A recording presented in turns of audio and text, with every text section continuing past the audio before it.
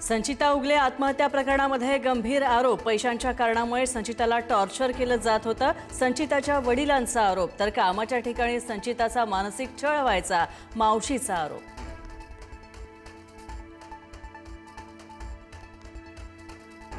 Cockroach जनता पार्टीचं नागपूरमध्ये आंदोलन सुरू। धर्मेंद्र प्रधान यांच्या राजीनाम्यासाठी नागपुरात होत आहे आंदोलन। तर आंदोलनाच्या दरम्यान हिंदुत्ववादी लोकांकडून घोषणाबाजी। आंदोलनकर्ते अर्बन नक्षल असल्याच्या घोषणा।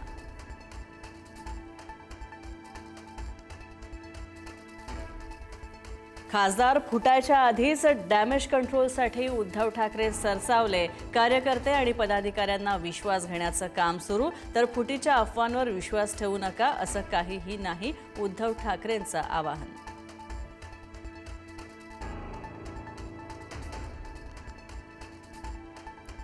भाजप आमदार मंदा म्हात्रेंकडून मंत्री गणेश नाईकांची मुख्यमंत्र्यांकडे तक्रार। तर जॅक लावून नाईक हे मंत्री झाल्याची ही टीका। नवी मुंबईमध्ये नाईक आणि म्हात्रेंमधला वाद उफाळून आला।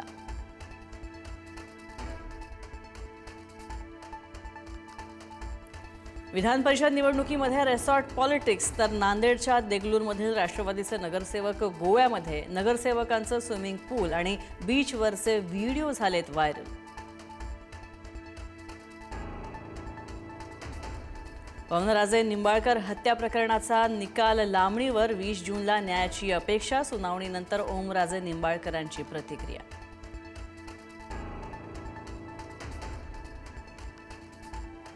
महसूल विभागाकडून एक बचत गट 1 हेक्टर जागा योजना जाहीर। महिलांना रोजगार देण्यासाठी 5 वर्षांच्या लीजवर जमीन देणार। मंत्री बावनकुळेंची घोषणा।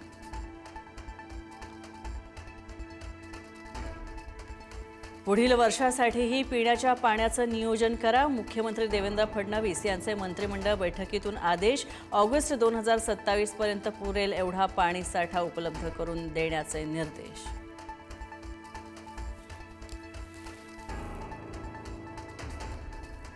राज्यामध्ये मान्सून लांबल्यानं चिंता वाढली। तर पुढील 5 दिवस मान्सूनचा पाऊस कुठेही होण्याची शक्यता नाही। मान्सून सर्वदूर येईपर्यंत शेतकऱ्यांना पेरणी न करण्याचं आवाहन।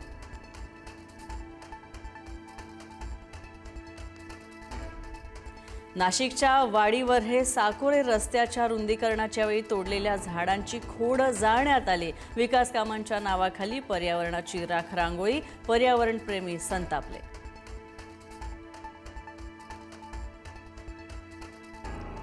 नीट पुनर्परीक्षेमुळे 22 जूनपर्यंत टेलिग्रामवर बंदी। मेसेज एडिट फीचर देखील 30 जूनपर्यंत राहणार बंद। नीटची पुनर्परीक्षा 21 जून रोजी होणार।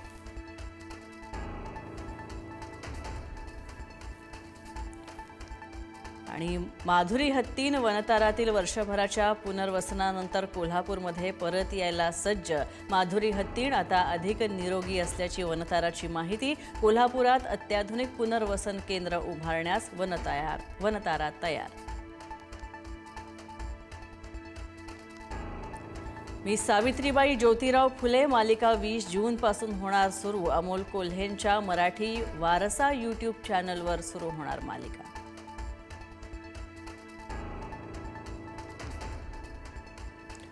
पुरुषोत्तम अधिक मासामध्ये विठ्ठलाच्या दानपेटीमध्ये 9 कोटी रुपयांचं दान। अधिक मासामध्ये 14 लाख भाविकांनी घेतलं विठुरायाचं दर्शन। विठ्ठल रुक्मिणीच्या चरणांवर 81 लाख रुपयांचं दान।